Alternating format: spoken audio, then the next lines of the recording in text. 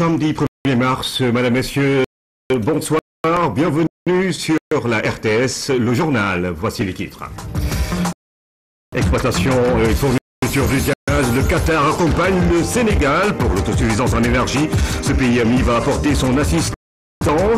Déclaration du ministre qatari de l'énergie reçue par le président Macky Sall lors de son séjour dans ce pays.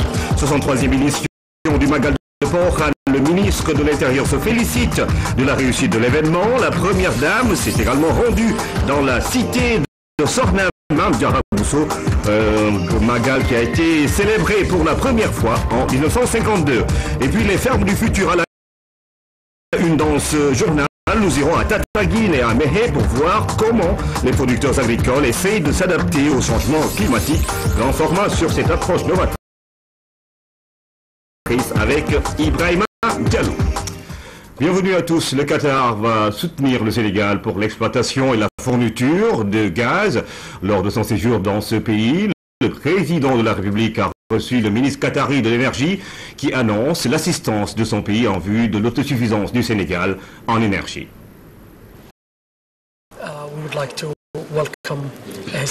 D'abord, c'était exprimer à M. le Président de la République notre plaisir, notre honneur de le recevoir et de lui dire toute notre disponibilité à coopérer donc avec le Sénégal qui est un pays ami. Et donc nous avons passé en revue pratiquement tous les aspects, toutes les facettes de la coopération dans le secteur de l'énergie, toutes les facettes de coopération qui peut être établie.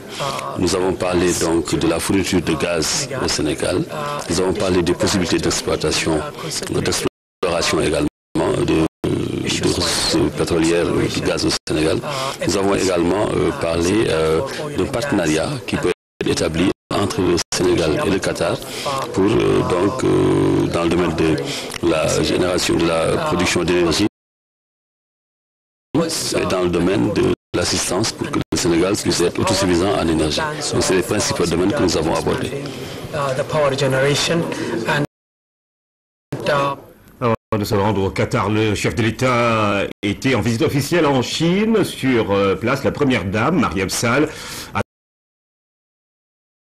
visité l'hôpital pour enfants et femmes de Beijing avant de rencontrer des associations de femmes. La présidente de la fondation Servir le Sénégal a pu obtenir des financements pour sa structure. Les détails avec Oumar Ning. En Chine, les activités de la première dame ont été fructueuses à bien des égards. Mariam Sall et sa délégation ont d'abord rendu visite à l'association chinoise pour l'amitié avec l'étranger. La séance de travail a permis à la structure chinoise d'avoir une idée claire du combat de la première dame. La Fondation Servir le Sénégal a pour ambition première de développer des programmes de solidarité envers les populations vulnérables et les personnes affectées par les catastrophes naturelles. À travers les domaines de l'éducation, de la santé et de l'autonomisation des femmes, elle entend jouer sa partition pour relever les défis qui se présentent à l'aube du XXIe siècle. Car il ne s'agit plus seulement de faire preuve de charité à l'égard des plus démunis, mais bien de faire appel à la solidarité active. La solidarité agissante, moteur du développement social de notre pays, voilà quel est le souhait le plus cher de Mme Mariam Sall à travers la création de sa fondation. Très impressionné par l'engagement de Mariam Sall pour la bonne cause, la présidente de l'association, Mme Li Xiaoling, a décidé d'appuyer la fondation Servir le Sénégal avec une enveloppe de 50 000 $, soit près de 25 millions de francs CFA. Très touchée par ce geste, la première dame ne trouve pas les mots. C'est au député Moustapha Diakhaté qu'elle demandera d'adresser les remerciements du Sénégal. C'est vrai que nous avons une petite fondation, elle a juste moins de 2 ans, mais nous avons à notre actif plein de choses par la grâce de Dieu. Et nous vous remercions encore pour ce don. Transmettez au peuple chinois les salutations de Mme la Première Dame et ses remerciements et mobilisations.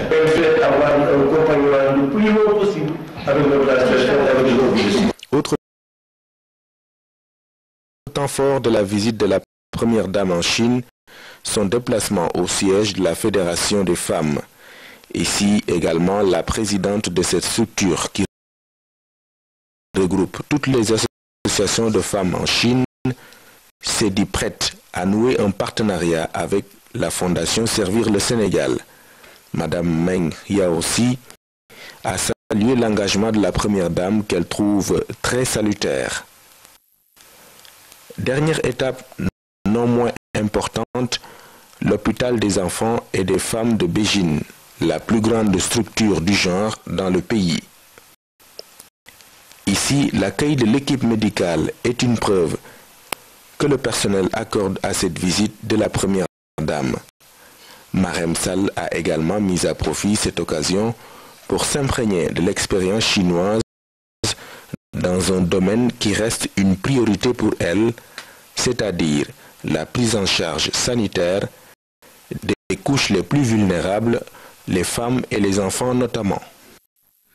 La 63e édition du Gamou de Port-au-Khan, c'est aujourd'hui. Le ministre de l'Intérieur s'est rendu dans la cité de Sokhna Mame Diarra Bousso pour justement la cérémonie officielle sur place. Le ministre de l'Intérieur a salué le travail abattu par le comité d'organisation du Magal de Port-au-Khan. Le président Macky Sall, représenté par le ministre de l'Intérieur Abdoulaye Daouda Diallo à la cérémonie officielle du Magal de Port-au-Khan. L'autorité est accompagnée par le ministre des Inondations Khadim Diop, le ministre conseiller Arona Coumba Ndoffène, le gouverneur et le préfet de Kaolack ainsi que tous les chefs de service de la région. Devant le calife de Port-au-Khan, Serigne Mountakha Bassirou Mbacké, le message du chef de l'État a été livré. Dans le discours, Macky Sall saluait le travail des titans abattus à Port-au-Khan pour l'éducation religieuse des enfants, surtout dans le Dara Sokhna Diarra. Aussi l'énorme chantier entrepris pour la modernisation du village de Port-au-Khan, la construction du mausolée de la grande mosquée de la résidence Sokhna Diarra, entre autres. Le gouvernement a aussi salué la réussite de l'organisation de cette 63e édition du Magal. L'engagement ferme de l'État d'accompagner pour la réalisation des grands projets entamés ici à la cité religieuse de Sokhna Diarra a été renouvelé. Serigne Bass Abdou Khadre Mbacké a fait le déplacement au nom du Khalife général des Mourides, Cheikh Sidi Mokhtar Mbacké. Le message de ce dernier a été porté au grand public. La grande famille mouride était fortement représentée. Tous ont salué la disponibilité légendaire de Serigne Mountakha Bassirou Mbacké. L'homme est peint comme un grand travailleur de la terre, aussi fervent talibé mouride qui œuvre pour le respect strict des préceptes de l'islam, et le khalife d'exprimer toute sa gratitude à l'endroit des autorités qui ont fait le déplacement, mais surtout à l'endroit des talibés qui ont rallié Port-au-Khan pour se recueillir auprès de la Sainte Mère Mame Diarra Toula. L'autorité religieuse a pour l'occasion beaucoup prié pour toutes les délégations qui étaient présentes à Port-au-Khan. Des prières ont aussi été dites pour la paix des cœurs et des esprits, pour un Sénégal émergent. Donc de la cérémonie officielle du Magal de Port-au-Khan avec Claire Diop. Nous restons sur place pour évoquer la visite de la première dame, Marem Sall, s'est rendue à Port-au-Khan où elle a rencontré des chefs religieux et apporté son soutien au comité d'organisation. Abibou Maï. La première dame est arrivée à Port-au-Khan sous bonne escorte. Première destination, le mausolée de Mame Diarra Bousso, lieu où la sainteté, la sagesse d'une femme aux qualités rares dans la lignée des élus de Dieu sont une source d'inspiration pour Madame Marem Sall.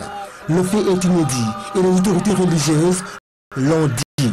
C'est la première fois qu'une première dame vient à Port-au-Khan. Après les prières et recueillements, Serigne Bassirou Port-au-Khan d'accompagner la délégation auprès du Khalife Serigne Mountakha Bassirou Mbacké. Premier acte, un exemplaire du Saint-Coran remis en guise de cadeau au Khalife. Et la joie se lisait sur son visage, car il ne pouvait espérer meilleur viatique de la part de l'épouse du chef de l'État, accompagné d'une délégation composée des membres du bureau de l'Assemblée nationale. Un tête-à-tête au cours duquel il a été évoqué les bonnes relations qui ont toujours lié le président Macky Sall et la famille de Serigne Bassirou. Ce que diront les députés Moustapha Cissé Lo et Moustapha Diakhaté, entretenus aujourd'hui par la première dame, Madame Mariam Sall. C'est ainsi que Serigne Mountakha Bassirou Mbacké a prié ardemment pour la délégation en se réjouissant de la cordialité et de la sincérité des relations qui unissent Sokhna Bali Mbacké à la première dame. À la suite, Madame Sall s'est déplacée jusque chez Serigne Moussa Mbacké Nawel et Serigne Bassirou Porokhane.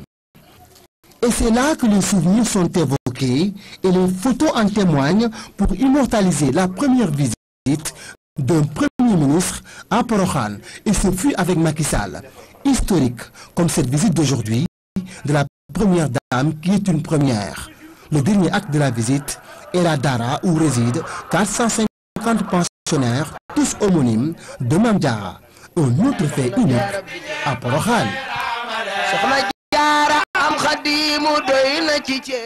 Pour être plus complet, rappelons que le Magal de Porokhane a été célébré pour la première fois en 1952 par Serigne Bassirou Mbacké sous le nigel du fondateur du mouridisme, Serigne Touba. La journée mondiale de la protection civile, cette fois-ci, qui est célébrée chaque année le 1er mars. Le ministre de l'Intérieur, à travers la direction de la protection civile, a organisé une cérémonie à Djiddah Thiaroye Kao, c'est dans la banlieue de Dakar. La prévention et la lutte contre les inondations ont été au centre des discussions à Wandiaï. Le gouvernement du Sénégal a pris des mesures qui portent sur la mise en place d'organes de prévention et de gestion des risques de catastrophe. Ces risques existent toujours dans la banlieue de Dakar. Habitations inondées, incendies de marché, entre autres. Des activités sont menées par la direction de la protection civile, la Brigade nationale des sapeurs-pompiers, la Croix-Rouge sénégalaise, le Centre de suivi écologique assurent eux aussi. Récemment, nous avons fait les analyses des eaux souterraines de la nappe de Thiaroye. Et le taux de nitrate actuellement de la nappe de Thiaroye avoisine les 800 mg. Or que la norme admise par l'OMS tourne autour de 50 grammes de nitrate par litre. Si les inondations et érosions côtières sont prévisibles, d'autres catastrophes, par leur soudaineté, ne le sont pas et rendent indispensable la connaissance et le respect de certains nombres de comportements de protection et de sauvegarde. Les acteurs locaux pour la prévention et la lutte contre les inondations de Djiddah Thiaroye Kao se sont mobilisés. Le rapport sur les activités de la protection civile au Sénégal a été lancé. Il rend compte des activités menées par la direction de la protection civile, de la Brigade nationale des sapeurs-pompiers et du ministère de la restructuration et de l'aménagement des zones inondées. Nous devons promouvoir des mesures de prévention en échangeant les informations, en utilisant la bonne planification et en impliquant davantage la communauté scientifique, aussi bien au niveau de la réflexion que sur les activités de terrain. Les inondations, pour ne citer que cet exemple, ont longtemps troublé l'inquiétude des populations, notamment celles de la banlieue, avec leurs effets néfastes, leur caractère spectaculaire et leurs conséquences dramatiques sur les personnes touchées, mais aussi sur l'économie nationale. La commune d'arrondissement de Djiddah Thiaroye Kao compte 157 000 habitants. Cette commune qui présente des problèmes d'écosystème se retrouve chaque année avec 60 quartiers inondés. Le rapport permet de rendre compte du travail accompli par les autorités administratives sur l'ensemble du territoire national. En défilé pour marquer la journée internationale de la chaise roulante ce 1er mars. Les handicapés moteurs ont arpenté les rues de Dakar pour réclamer en droit la prise en compte de leur statut dans la construction des infrastructures. Salut Sec. La journée internationale de la chaise roulante est un moment de plaidoyer pour l'accessibilité des infrastructures pour les handicapés. Pour marquer la première édition au Sénégal, les handicapés moteurs ont bravé le chaud soleil pour véhiculer leur message. Les personnes handicapées, de manière générale, ne peuvent pas avoir accès à tous les endroits où ils devraient aller. Surtout les gens qui sont en chaise roulante. Toutefois, des mesures sont en train d'être prises pour régler cette problématique. Déjà, la société d'académique a pris en compte cette requête. Une question aussi qui intéresse les autorités. Pour que les personnes handicapées vivent dans une société inclusive. Et le Sénégal est en train de relever ces défis à travers des lois et des décrets qui ont été votés, ce qui relève de la volonté du chef de l'État. Il a une volonté ferme et forte par rapport à l'accessibilité parce que le palais aussi va répondre aux normes dans quelques temps. Il y aura les travaux au palais pour que l'accessibilité y soit facile pour les personnes à mobilité réduite. La question de l'accessibilité, en ce moment à l'ambassade, nous sommes en train de faire beaucoup d'aménagements pour que nos services et aussi ma résidence soient plus accessibles. La journée internationale de la chaise roulante, un moment d'évaluation de l'impact positif du fauteuil roulant. Une occasion aussi pour sensibiliser les donateurs sur les besoins énormes de ce moyen. Elle a été lancée en 2008 en Grande-Bretagne. L'Agence nationale de la statistique et de la démographie restitue les ordinateurs de poche qui ont servi au recensement général de la population. L'activité qui s'est déroulée les 2 derniers mois de l'année 2013 avait reçu le soutien technique du Brésil. Aïssatou Dioptal. L'Agence nationale de la statistique et de la démographie a rendu les 20 200 ordinateurs de poche prêtés par l'Institut brésilien de géographie et de la statistique. Ces outils ont permis aux agents de terrain d'avoir un meilleur rendement grâce à la qualité de service lors du dernier recensement général. Avant, avec un questionnaire papier, vous ne pouvez pas vous rendre compte de toutes les incohérences au moment de l'interview. Ce n'est que quand les questionnaires sont rapatriés à Dakar, au moment de la saisie, qu'on pouvait constater des incohérences et on ne pouvait plus repartir sur le terrain. Aujourd'hui, nous avons avec les PDA des applications informatiques dans lesquelles les programmes de contrôle, de toutes sortes de contrôles sont intégrés. Et ceci fait que quand il y a des incohérences, l'agent recenseur le constate tout de suite au moment de l'interview et procède aux corrections. Les PDA ont permis au Sénégal de connaître sa population générale. Ils ont aussi facilité l'intégration des techniciens dans le milieu des TIC, technologies de l'information et de la communication. C'est dans l'esprit de la coopération Sud-Sud. C'est justement, nous avions ça. Le Sénégal s'est intéressé. Le Brésil ne pourrait pas manquer à cet engagement avec l'Afrique et dans le cadre de la coopération Sud-Sud. Les ordinateurs de poche peuvent contribuer au développement du pays à l'heure où la maîtrise des TIC devient de plus en plus indispensable. Grâce à l'appui du Brésil, l'ANSD a conforté, dans le cadre de ce projet, son entrée dans l'ère de la collecte numérique des données. Notre pays vient de gravir un échelon supplémentaire dans l'amélioration de la qualité des données statistiques. Après le Sénégal, c'est au tour de la Côte d'Ivoire de bénéficier de ce geste du Brésil. Ces ordinateurs de poche ont été remis à la représentation diplomatique au Sénégal. Projet Village du millénaire, l'exemple de Potou est à perpétuer, soutient le ministre de l'Aménagement du territoire et de la décentralisation. Oumar Youm s'est rendu dans cette localité du département de Louga où il a pu constater le travail déjà accompli dans le cadre de ce projet. Kaltom Gay.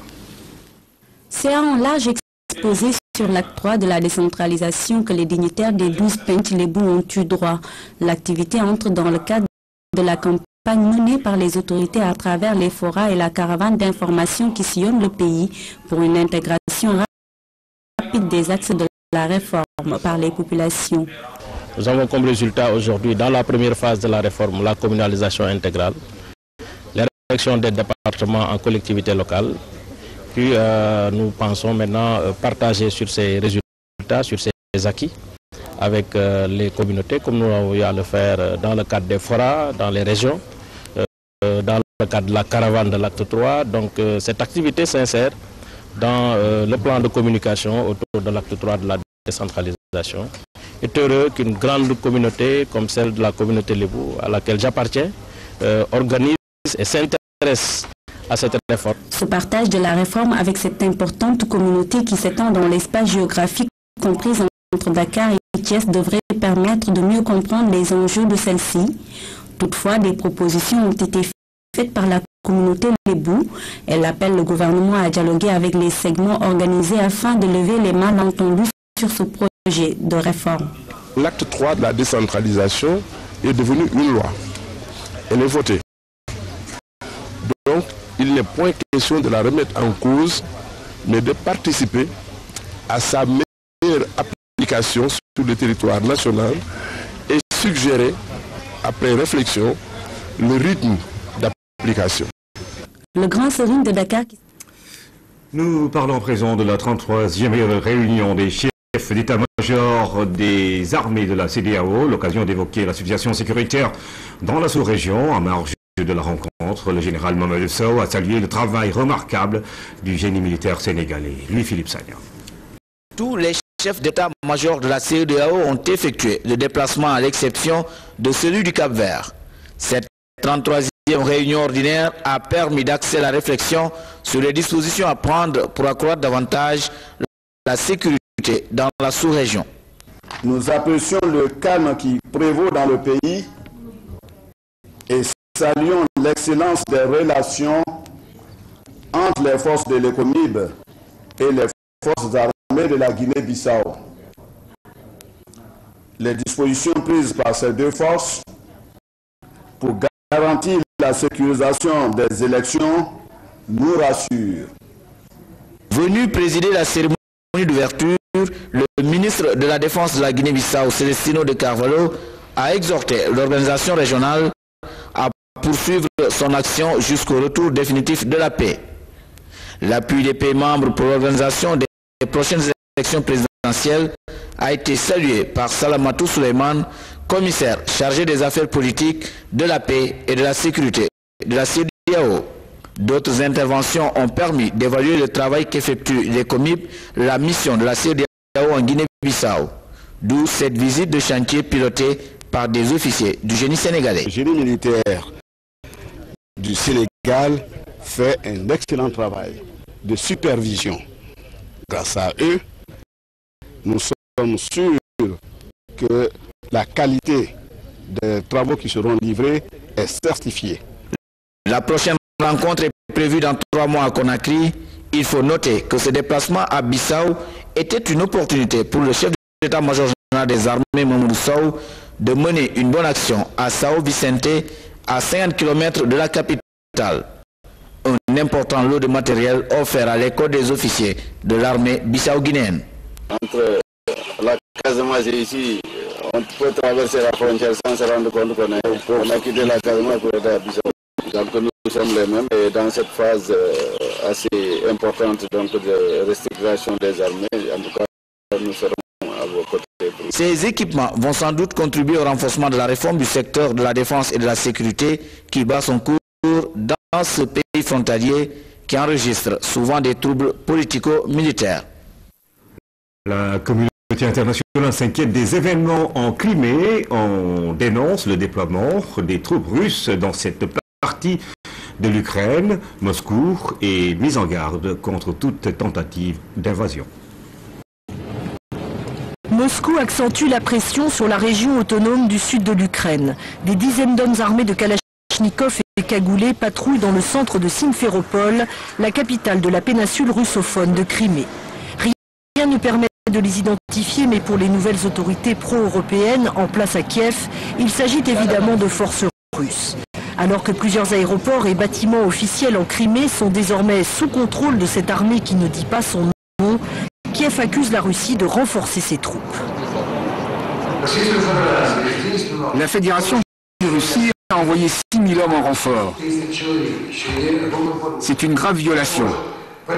Une trentaine de véhicules blindés ont été déployés sur le territoire de la République autonome de Crimée. Il s'agit clairement pour nous d'un plan destiné à créer une nouvelle Ossétie sur le territoire de l'Ukraine avec des victimes, du sang et une guerre civile. Une situation suivie de près par la communauté internationale quelques heures avant le premier conseil des ministres du nouveau gouvernement ukrainien. La Maison-Blanche avait mis en garde Moscou. Les États-Unis se tiendront auprès de la communauté internationale pour affirmer qu'il y aura un coup à toute intervention en Ukraine. De fait, Moscou souffle sur les braises du nationalisme dans cette région à majorité russophone, rattachée à l'Ukraine depuis 1954 et qui abrite toujours la flotte russe à Sébastopol. Dans ce port, au bord de la mer Noire, le rêve sécessionniste a ressurgi et l'on parle sans détour d'un retour dans le giron de Moscou. Comme pour accélérer le processus, les autorités pro-russes de Crimée qui se sont autoproclamées ont avancé au 30 mars la tenue d'un référendum pour plus d'autonomie de la région. Dans le même temps à Moscou, le président Vladimir Poutine demandait au Parlement d'approuver un scénario déjà écrit en autorisant le recours à l'armée russe en Ukraine. Restons en Europe pour parler du Salon de l'agriculture de Paris. Les producteurs et plusieurs structures de développement du Sénégal ont participé à ce rendez-vous. Ensemble, ils comptent vulgariser leurs actions pour une meilleure rentabilité dans leurs activités agricoles. Amélie Diop. Parmi la délégation sénégalaise qui expose à cette 51e édition du Salon de l'agriculture de Paris, il y a les producteurs, mais aussi les organisations qui sont dans le développement. Le PADEC, programme d'appui au développement économique de la Casamance, est venu vulgariser ses actions. Le PADEC intervient dans la zone de la Casamance pour améliorer les conditions de vie des populations, notamment sur le plan économique. En quoi faisant? En développant les filières miel, anacarde, mangue et fruits forestiers. Et dès l'entame du projet, nous avons inscrit dans notre stratégie l'appui à la commercialisation. L'objectif du Sénégal est ainsi de faire de son agriculture le moteur de la croissance. À cet effet, le concours des entreprises nationales est mobilisé. Le port de Dakar, le COSEC et l'ISRA, entre autres, affichent leur volonté d'appuyer l'agriculture et l'exportation. Les exportations de produits agricoles par la voie maritime s'est développée ces dernières années et le port est en train de travailler pour mettre en place des infrastructures adéquates. Parce que c'est vrai, d'abord il faut produire, il faut trouver des clients pour vendre, mais faudrait-il que toute la chaîne d'approvisionnement soit sécurisée et optimisée. Avec l'affluence qu'il y a eu à cette 51e édition du SIAC de Paris, le Sénégal s'achemine tout droit vers un salon réussi. Les exposants semblent être satisfaits des réactions des visiteurs. Nous avons été très marqués par le grand intérêt porté par le grand public à nos projets et nous avons eu aussi beaucoup de manifestations d'intérêt par rapport à l'exportation de certaines technologies, notamment le vinaigre de mangue et la décortiqueuse de fognon qui intéressent certains pays comme le Niger. Je pense que cette année encore mieux que les années passées, la participation est excellente. Ça a coïncidé avec le sommet ici à Paris des bailleurs de fonds et je pense que la participation est de qualité cette année. Pour les quelques jours qui restent, la délégation sénégalaise va mettre les bouchées doubles pour valoriser les produits agricoles sénégalais. Le Sénégal et la Côte d'Ivoire qui veulent promouvoir le tourisme inter-État dans la sous-région ouest africaine. Le ministre ivoirien du Tourisme a participé aux côtés de son homologue sénégalais à la journée dédiée au pays de la Teranga. Temps fort de cette journée sénégalaise au Salon du tourisme d'Abidjan avec notre envoyé spécial Horaï Kam. Lorsque le ministre du Tourisme sénégalais fait le déplacement sur Abidjan, c'est pour rehausser l'image du Sénégal dans ce Salon international du tourisme CITA 2014 où le Sénégal était à l'honneur ce vendredi. La Côte d'Ivoire, qui est à 300 000 touristes, est en train de travailler d'arrache-pied sur la relance de son tourisme et elle s'inspire du Sénégal qui en est déjà à 1 million. Nous ne nous sommes pas trompés en faisant du Sénégal, notre pays frère, l'invité d'honneur. Dans nos débuts, les Sénégalais venaient voir comment on faisait en Côte d'Ivoire pour réussir dans le tourisme. Et aujourd'hui, lorsque je vois mes amis sénégalais, je leur dis, mais comment vous faites pour réussir votre tourisme? Le tourisme est devenu une importante source de rentrée de devises et son développement exige une réelle volonté politique et le Sénégal a bien intégré cette notion avec l'engagement personnel du chef de l'État pour mieux booster le secteur touristique. C'est un secteur qui fait plus de 1300 milliards de dollars de recettes à travers le monde en 2013. Et de ce point de vue, le tourisme occupe une place importante. Vers 2016, nous ciblons 1 500 000 touristes. Vers 2018, nous ciblons 2 millions de touristes. Et vers 2023, 3 millions de touristes. Nous sommes en train de mettre tout en œuvre pour qu'il en soit ainsi, avec des investissements très importants. Le Sénégal et la Côte d'Ivoire sont en train de faire la promotion du tourisme sous-régional et l'harmonisation des offres afin que les touristes puissent passer d'un pays à l'autre dans l'espace communautaire. On ne peut rien faire tout seul. Nous sommes des marchés qui sont trop petits et il faut envisager le développement au niveau communautaire et c'est ce à quoi on devra travailler. Donc le Sénégal, la Côte d'Ivoire, main dans la main, pour renforcer nos capacités et puis pour pouvoir offrir une offre décente, de qualité à nos futurs visiteurs étrangers. Dans le cadre de cette intégration sous-régionale si chère à nos chefs d'État, il faudrait que donc le tourisme également joue son rôle. Donc nous sommes dans des dispositions pour développer cette intégration. Les touristes qui viennent ici peuvent venir au Sénégal, que les touristes qui viennent au Sénégal aussi peuvent venir en Côte d'Ivoire pour une complémentarité de l'offre. Il y a des produits que nous pouvons offrir que la Côte d'Ivoire n'a pas, il y a des produits que la Côte d'Ivoire a que nous n'avons pas. La journée dédiée au Sénégal dans ce CITA 2014 a été une belle occasion pour montrer toutes les facettes de l'offre touristique sénégalaise dans toute sa diversité. La culture était au cœur de ce CITA à travers la mode avec Nafitou, la culture avec l'artiste chanteur saint-louisien Ben Ndiaye Tilala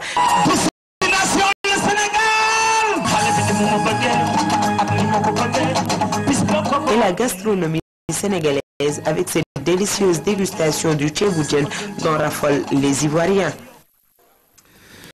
Projet village du millénaire, l'exemple de Poutou est à perpétuer, soutient le ministre de l'aménagement du territoire et de la décentralisation. Oumar Youm, je vous l'annonciais précédemment, a visité cette localité où elle a pu constater le travail accompli dans le cadre de ce projet. Kaltom Gaye. Poutou, première étape de cette visite, une localité test du projet Village du Millénaire, un programme portant sur le développement des communautés de base dans différents domaines, infrastructures, santé, agriculture, éducation, entre autres. De 2006 jusqu'à maintenant, les résultats sont plus que satisfaisants. Nous avons vu que depuis ce programme a été mis en place en 2006, que les écoles ont été multipliées par 10, les centres de santé par 5, l'adduction d'eau a été à des niveaux très satisfaisants, les infrastructures ont été développées et ce qui est le plus important autour de ce projet, c'est la synergie entre les acteurs, les animateurs du projet, les coordinateurs, les populations et la collectivité locale. Une expérience à capitaliser et à multiplier puisqu'elle favorise l'autonomisation des populations locales. Le ministre rassure, le PNDL va s'employer pour que le même type de projet soit implanté dans les autres localités.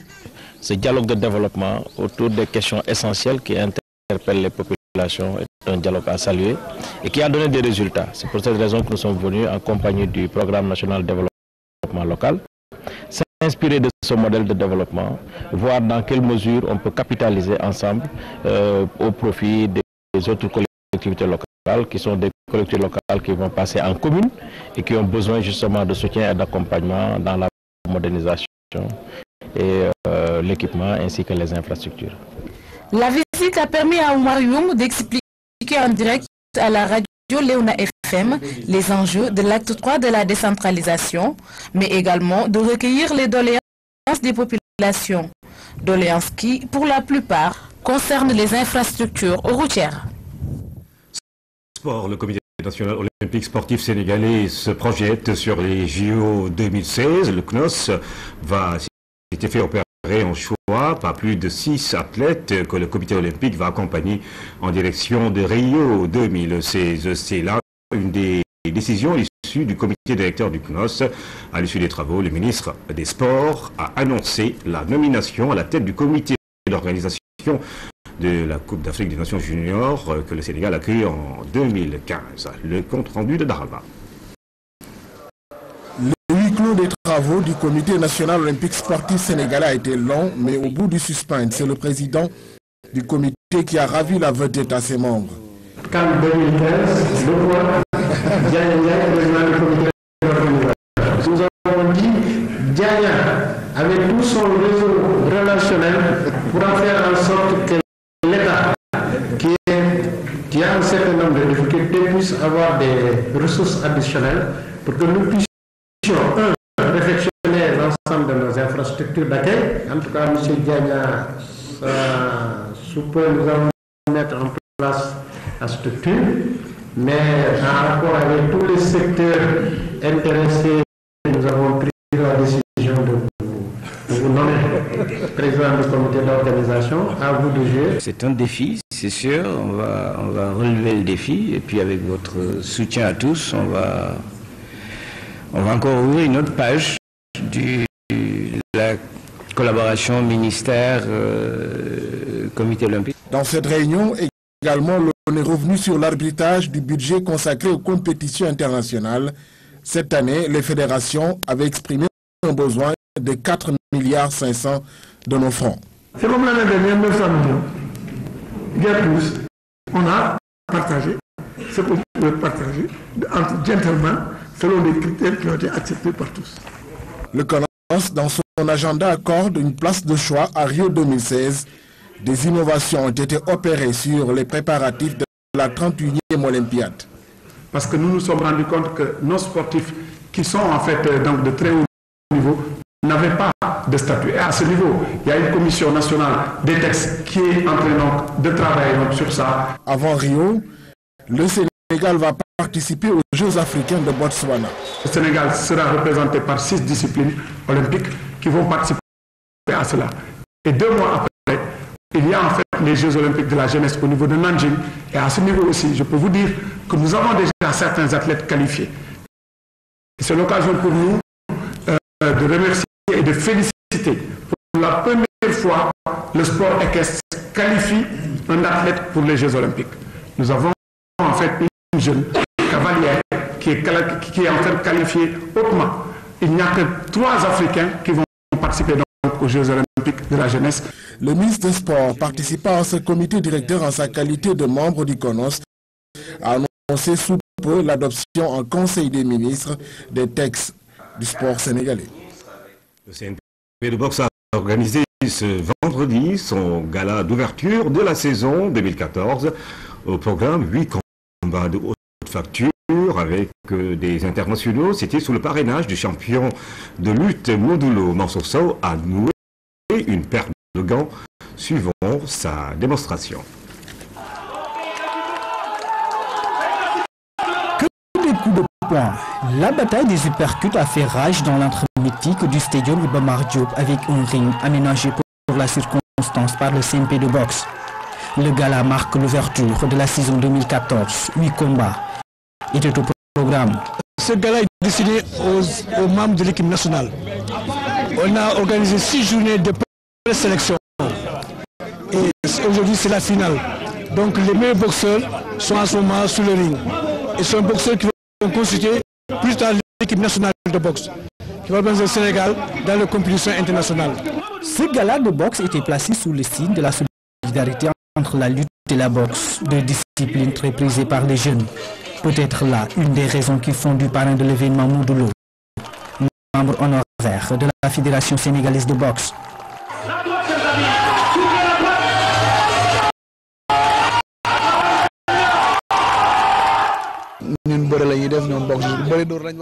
Nous faisons la lutte avec frappe, et qui dit frappe parle de boxe. Ces deux disciplines sont intimement liées. Je demande aux autorités de soutenir ces champions, car la boxe a un bel avenir dans notre pays. L'État du Sénégal, à travers le ministère des Sports, ne compte ménager aucun effort pour que la boxe sénégalaise retrouve ses lettres de noblesse. Il faut continuer à faire la décentralisation des activités de la boxe. Il ne faut pas se limiter au stade, il faut aller dans les quartiers. L'année dernière, ils ont été aux Parcelles. Il y a eu un bon gala. Et je pense que cette année aussi, ça sera renouvelé à Grand Yoff, à Guédiawaye, à Pékin, à Thiaroye. Dans tout le Sénégal, c'est comme ça qu'il faut faire pour la relance de la boxe. Et avec l'appui de l'État, nous pensons que la boxe va reprendre sa place. Nous espérons en tout cas mettre à la disposition de la boxe quelques rings qui pourront aider au développement de la boxe, aussi bien à Dakar mais aussi dans les régions. Aussi, en termes de matériel didactique, nous allons tout faire pour que cette année, en tout cas, au niveau de subventions, au niveau de la fédération de boxe, qu'on puisse en tout cas apporter notre concours pour accompagner la boxe et permettre au Sénégal, en tout cas, d'avoir des champions. Au plan sportif de cette soirée de boxe, le centre Jacques Chirac de Thiaroye s'est taillé la part du lion avec 3 victoires en autant de sorties. Dans les autres duels, Djadjimbo, Dongo Sarti, Djansi et Fallou Diao ont respectivement pris le dessus sur Morgueil, Biran Gaye, Ousseinou Diop et Ibrahim Sarr. Le point d'orgue de cette soirée a été sans nul doute l'entrée en matière de ces boxeurs en herbe.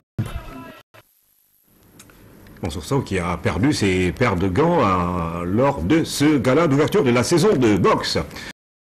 La 6e édition du tournoi international de judo est la première édition après la disparition de son initiateur Baby Boy. Cette année, un moment fort d'hommage à titre posthume à ce pionnier du sport de combat. Voici à ce propos le directeur de la haute compétition, Souleymane Boun Daouda Diop, est au micro de Célina Anuntiko. Sa disparition, vraiment, on est encore confirmé dans cette idée qui est multidimensionnelle. Parce qu'à lui seul organiser le tournoi, aujourd'hui il y a un groupe de 15 personnes, mais elles ne parviennent pas à faire ce que Mbaye Boy fait. C'est la mort du tournoi qui va donner à Mbaye Boy, qui va faire de Mbaye Boy un véritable mort. C'est-à-dire, si le tournoi vit, Mbaye Boy sera toujours parmi nous. Mais si le tournoi disparaît, Mbaye Boy va disparaître.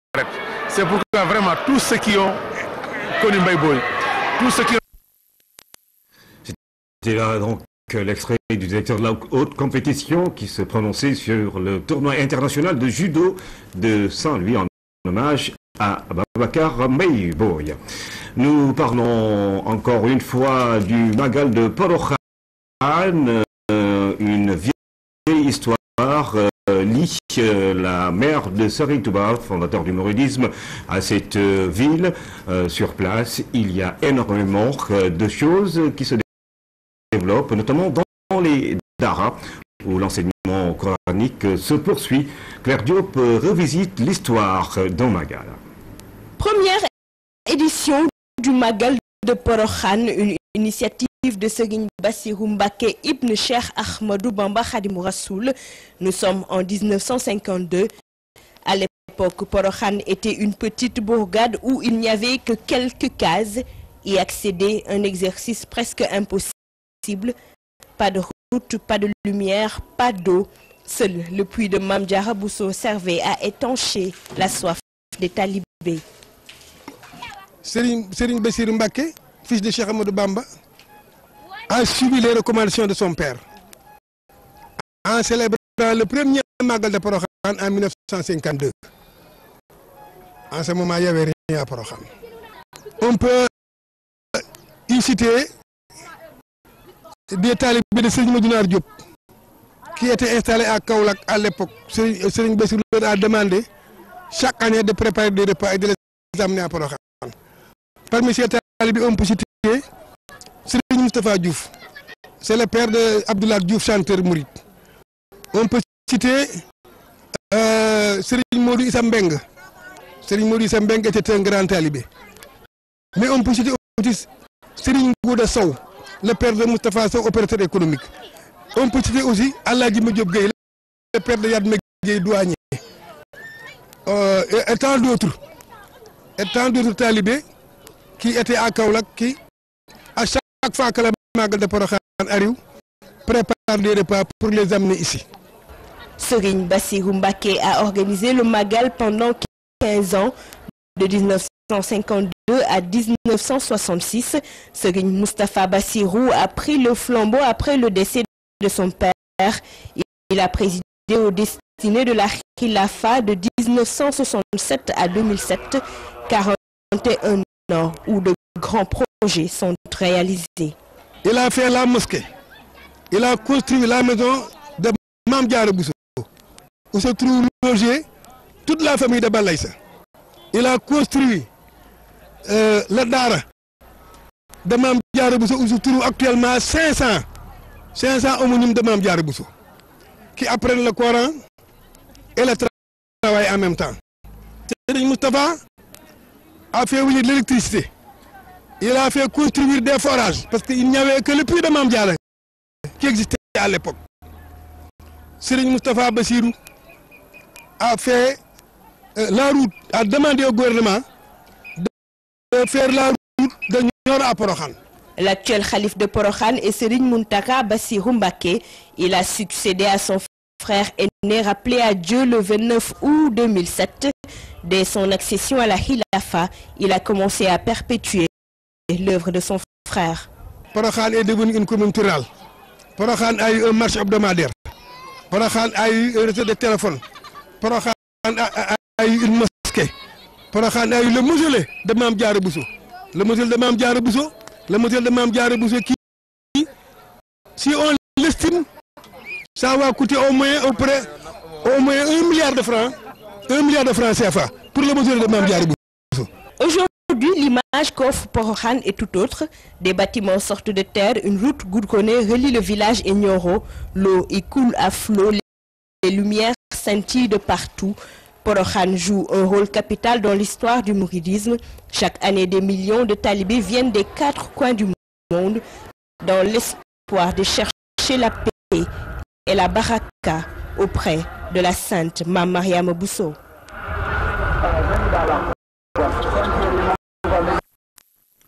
En format, ce samedi s'intéresse au concept ferme du futur, une approche novatrice d'adaptation au changement climatique qui repose essentiellement sur une modélisation et des visites d'échange entre producteurs. Pour sa mise en œuvre au Sénégal, l'Institut sénégalais de recherche agricole travaille sur 2 sites, Tataguine dans la région de Fatick et Méré dans la région de Thiès. Grand format, signé Ibrahima Diallo. Nous sommes à Tataguine, dans la région de Fatick. Avec son climat de type soudano-sahélien, sa pluviométrie qui varie entre 600 et 900 mm et ses 23 000 âmes, ce terroir sérère se distingue par la pratique ancestrale de l'agriculture familiale et de l'élevage, 2 activités phares qui occupent 95% de la population. Cependant, Tataguine présente actuellement des contraintes liées au déficit pluviométrique, au vieillissement des arbres, à l'exploitation abusive des ressources forestières, à l'érosion hydrique et éolienne et surtout à la lancinante problématique de la salinisation des terres. Derrière nous aussi on a un champ de sorgho qui est complètement inondé, qui sont les conséquences de cet hivernage de cette année. Des facteurs qui impactent négativement le développement socio-économique de cette localité. Le phénomène des changements climatiques est passé par là. Nous ne disposons pas d'assez de ressources pour vivre, encore moins commercialiser nos productions. L'accès à l'eau est difficile pour nous et cela constitue un frein pour le développement de la localité.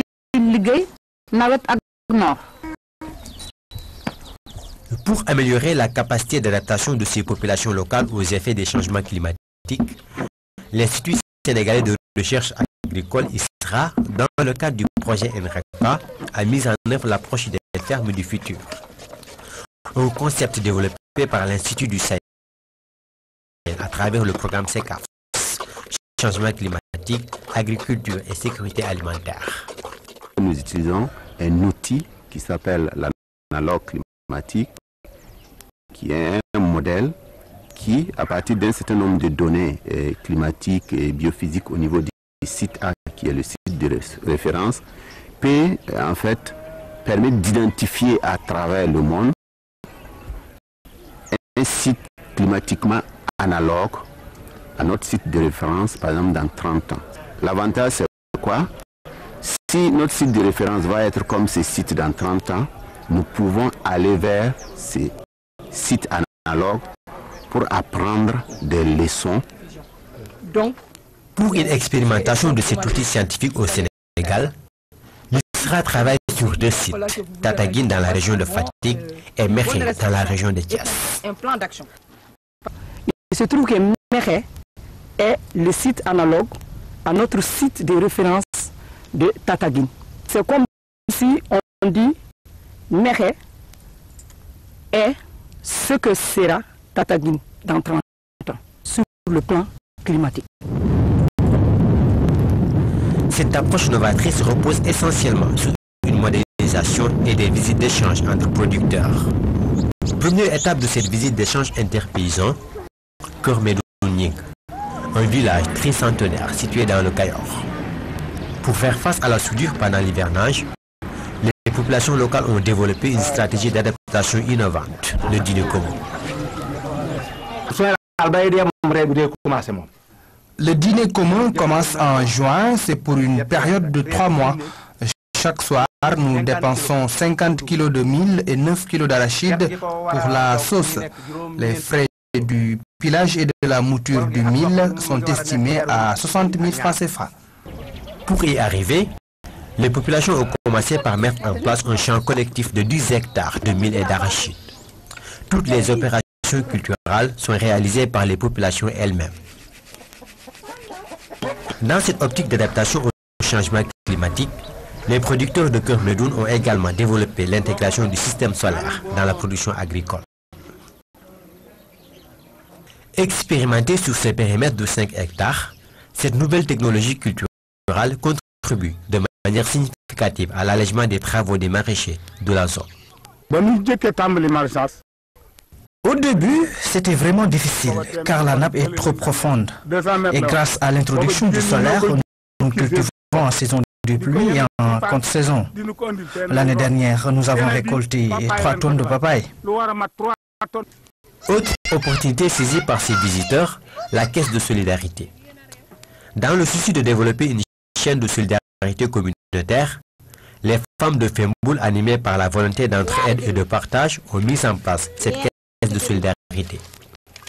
Cette initiative est symbolisée par cette calebasse couverte de tissu, dans laquelle elle contribue, chacune selon ses moyens, à l'épargne collective. Cette caisse de solidarité permet aux femmes de régler leurs besoins quotidiens. Par exemple, une femme peut faire des emprunts pour le ravitaillement de la famille ou l'achat de médicaments pour les enfants. Ces opportunités peuvent être reproduites au niveau du site de référence si l'engagement des populations y est et si bien sûr les habitants s'accordent sur un certain nombre de principes. Je salue l'engagement et surtout la solidarité des populations pour la mise en œuvre des opportunités d'adaptation au changement climatique. Au retour, je vais convoquer une assemblée générale pour sensibiliser les producteurs de Tataguine